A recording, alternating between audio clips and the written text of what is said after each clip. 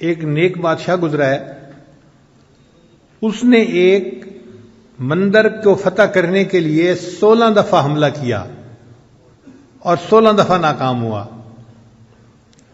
آپ غور کریں کتنی عجیب بات ہے کہ 16 دفعہ ایک بندہ جنگجوئی کرے اور شکست اٹھائے۔ لوگ مرتے ہوں گے، تکلیف ہوتی ہوگی، ذلت اٹھانی پڑتی ہوگی، مگر وہ اللہ کا بندہ لگا رہا کہ میں نے اس مندر کو فتح کرنا ہے۔ 16 دفعہ شکست کھانے کے بعد کسی نے سلطان محمود غزنوی سے کہا کہ آپ نے کوشش میں تو کوئی کمی نہیں کی، اب کسی اللہ والے سے دعا بھی کروا لو کہ اللہ تعالیٰ تمہیں کامیاب فرما دے۔ تو اس وقت کے ایک بزرگ تھے حضرت خواجہ ابوالحسن خرقانی رحمۃ اللہ علیہ، یہ سلسلہ نقشبندیہ کے بزرگ تھے، ان کی خدمت میں وہ حاضر ہوا۔ حضرت کی خانقاہ تھی اور اس دن وہاں جو مریدین تھے وہ صفائی کر رہے تھے، جھاڑو دے رہے تھے، مٹی اڑ رہی تھی، اور حضرت اندر کمرے میں بیٹھے ہوئے تھے اور ان کو سر کے اندر خارش محسوس ہوتی تھی۔ یہ خارش کئی مرتبہ جوؤں کی وجہ سے بھی ہوتی ہے اور کئی مرتبہ خشکی کی وجہ سے بھی ہوتی ہے۔ تو چونکہ بال لمبے لمبے تھے، زلفیں تھیں، تو حضرت نے ایک خادم کو کہا کہ بھئی سر میں دیکھو کہ یہ خارش کیوں ہو رہی ہے۔ تو وہ سر میں آپ یوں سمجھیں کہ خشکی دیکھ رہا تھا یا جوئیں تلاش کر رہا تھا۔ ایسے وقت میں سلطان محمود غزنوی وہاں پہنچا۔ ایک آدمی نے دیکھا کہ وقت کا بادشاہ آیا ہے، تو وہ بھاگا بھاگا اندر گیا کہ میں حضرت کو جا کر بتاؤں۔ اور وہاں تو منظر ہی عجیب تھا کہ حضرت تو سر جھکا کے بیٹھے ہوئے تھے اور جو خادم تھا وہ ان کے بالوں میں خشکی یا جوئیں تلاش کر رہا تھا۔ تو اس نے اس خادم کو اشارہ کر کے بتایا کہ حضرت کو ملنے کے لیے بادشاہ سلامت آ رہے ہیں۔ اب اس خادم کو جب پتہ چلا کہ بادشاہ سلامت آ رہے ہیں تو اس نے حضرت کو جلدی میں کہا حضرت حضرت۔ تو حضرت اس کی طرف متوجہ ہوئے، بھئی کیا ہوا کیا ہوا؟ حضرت وہ بادشاہ سلامت آ رہے ہیں۔ حضرت نے فرمایا اوہو، میں سمجھا کوئی بڑی سی جوں تیرے ہاتھ آ گئی۔ وقت کا بادشاہ ملنے کے لیے آ رہا ہے اور ان حضرات کے دل میں دیکھیے کتنا اللہ کی محبت ہے اور دنیا کی حقارت ہے۔ وہ فرماتے ہیں کہ میں سمجھا کوئی بڑی سی جو تیرے ہاتھ آ گئی۔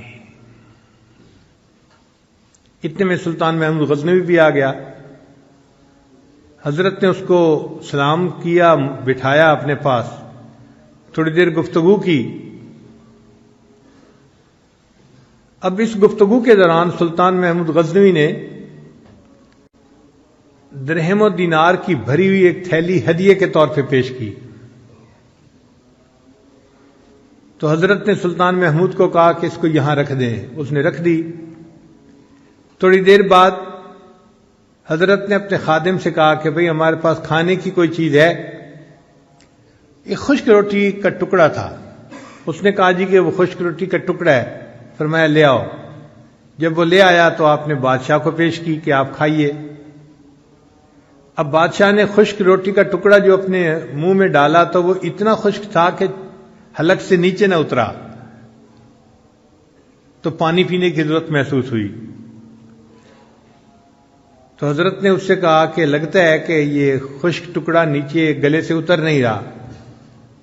اس نے کہا جی ہاں، یہ اتنا خشک ٹکڑا ہے کہ میرے گلے سے نیچے نہیں اتر رہا۔ فرمایا جیسے میری خشک روٹی کا ٹکڑا تمہارے گلے سے نہیں اتر رہا، یہ تمہارے درہم و دینار کی تھیلی میرے بھی گلے سے نہیں نیچے اتر رہی۔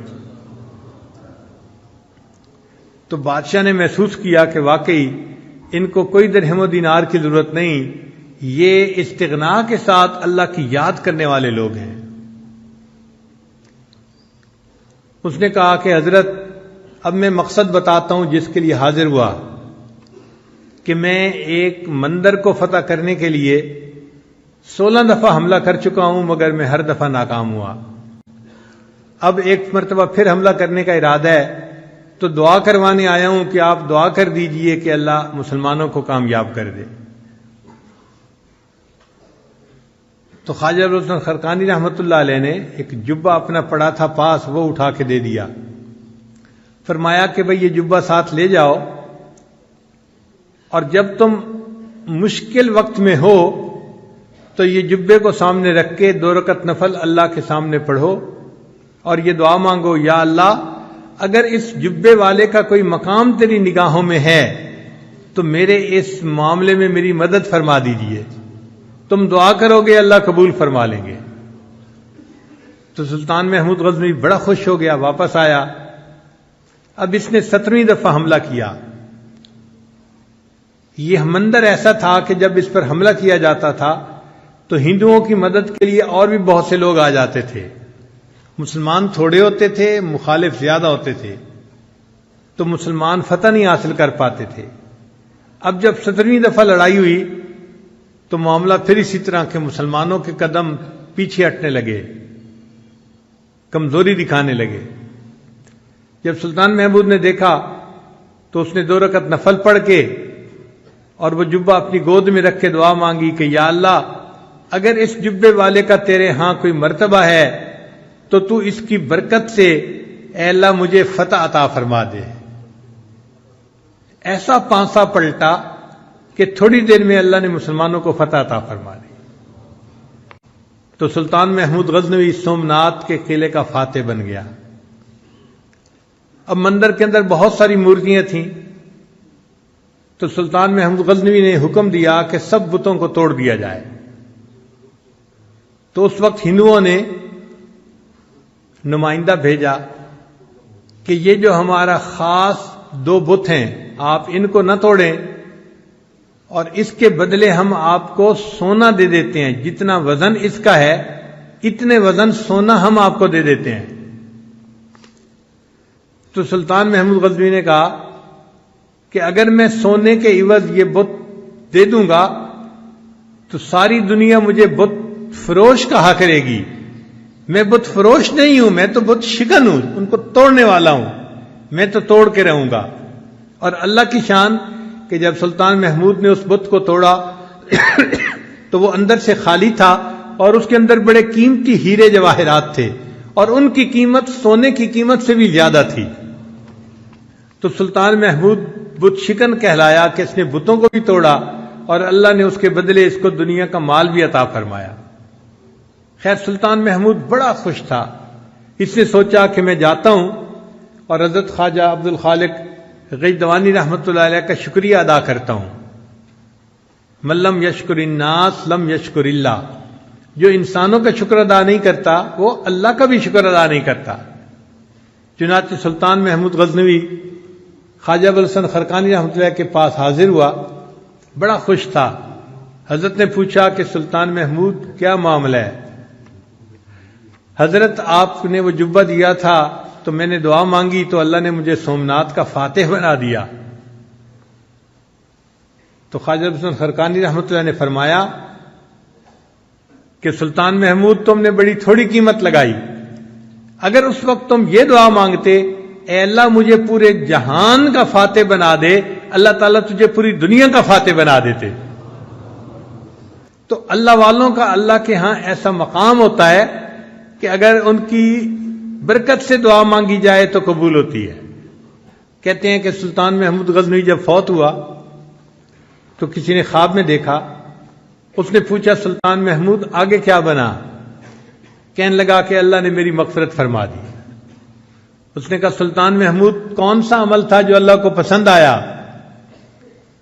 تو سلطان محمود کہنے لگا کہ ایک دفعہ میں ایک اللہ والے کی خانقاہ پہ گیا تھا، لوگ صفائی کر رہے تھے اور مٹی اڑ رہی تھی، تو میں نے اس مٹی سے کراہت کرنے کی بجائے اس مٹی کو اپنے چہرے پہ مل لیا تھا برکت کے لیے کہ یہ اللہ والوں کے قدموں کی مٹی ہے، میں اس کو اپنے چہرے پہ مل لیتا ہوں۔ اللہ کو میرا یہ عمل پسند آیا، فرمایا کہ تم نے میرے ایک ولی کی جگہ کی مٹی کو چہرے پہ ملا تھا، اب اس چہرے کو جہنم کی آگ نہیں جلا سکتی، میں تجھے بلا حساب جنت عطا فرماتا ہوں۔ تو جو اللہ کی محبت اپنے دل میں پیدا کرتا ہے اور اللہ کے عاشقوں میں شامل ہو جاتا ہے، پھر اللہ تعالیٰ اس کو یوں دلوں کی بادشاہی عطا فرما دیتے ہیں۔